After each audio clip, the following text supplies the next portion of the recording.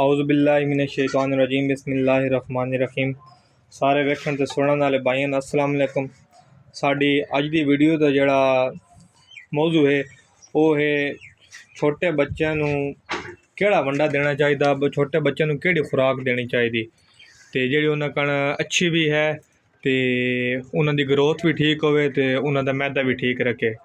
तो उस वजह तो जोड़ा है ना बाज़ारी वंडे उस तो मैं तो परहेज़ करना। तो थोड़ी मैं आखसा भी यार ना बेहतर है अपना घर का बना लो। सारे तो मैं गलत ना आता, लेकिन बाज़ारी वंडे तकरीबन मैक्सीमम जड़ा ना वो पतने में के रले होंदा, लिहाजा बेहतर वही है जड़ा अपना खुद बनाया तैयार किया होवे।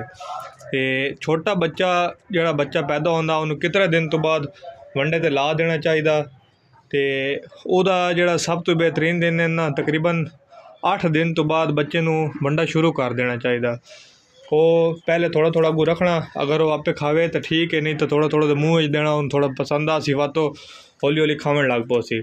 हुण बच्चे ने ये तकरीबन महीने दे हो गए ने, ये तकरीबन 8 दिन दे होए ने ते इन्होंने वंडा शुरू कर दिता है। तो हुण माशाअल्लाह बड़ा शौक नाल खांदे ने। ते बच्चे जड़े हैं ना तकरीबन पहला सिर्फ दुध तो जड़ा रखसो ना तुम 3 महीने, अगर वेलफरा सिर्फ दुध पींदे और कोई शै नहीं खाते, और जिस टाइम उन्होंने दुध तुम खत्म करो सो उन्होंने पेट फुलना शुरू हो वैसी, तो उन्होंने मैदा जड़ा ना डिस्टर्ब हो वैसे कोई होर शै यकदम खासन तो वो ग्रोथ नहीं होनी। ये उन्होंने मैदा भी ठीक रहा सी तो ग्रोथ ही बड़ी अच्छी हो सी।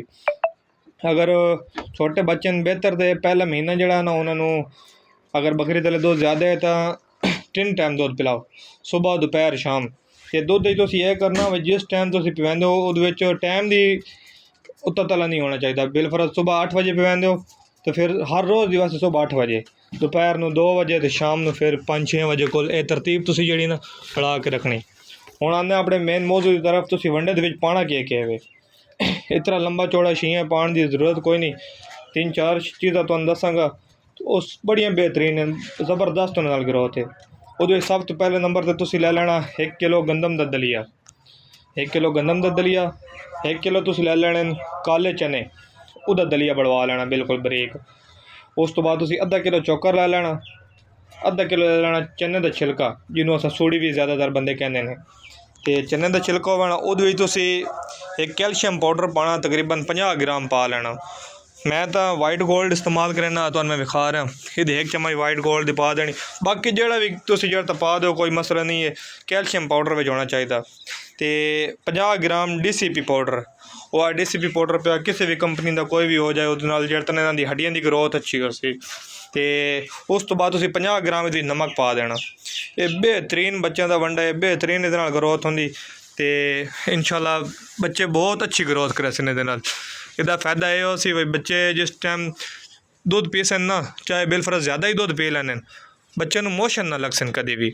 उन्होंने मैदा इतना ताकतवर हो वैसी भाई वो हर चीज़ में बर्दाश्त कर वैसन, तो उन्होंने जी है ना इम्यूनिटी वो वध वैसी। लिहाजा ये बड़े शौक नाल खाने ने। तो ये ज़रूरी है हर हाल ही तुम इन्होंने वंडा शुरू करना। जोड़ा सब्ज़ चारा नाल लूसन है तो थोड़ा थोड़ा देंदे रहो बेहतर है, लेकिन सिर्फ सब्ज़ चारा तो जड़ा ना इन्हों का गुजारा नहीं होना, इन्हों की ग्रोथ अच्छी नहीं होनी। तो होर इस मुताबिक कोई तुहाडा कोई सवाल होवे तुसीं कमेंट पूछ सकते हो, मेरा नंबर ही उत्ते है, तुसीं नंबर पर भी रब्ता कर सकते हो। तो उम्मीद करदा तुहानू वीडियो पसंद आई हो सी। तो चैनल नू सबसक्राइब करो। तो इंशाल्लाह हुण तुहाडे नाल दिन ब दिन हर मौजू की कोई ना कोई वीडियो आती रहा सी, तो तुस पसंद करे सो। अल्लाह हाफिज़।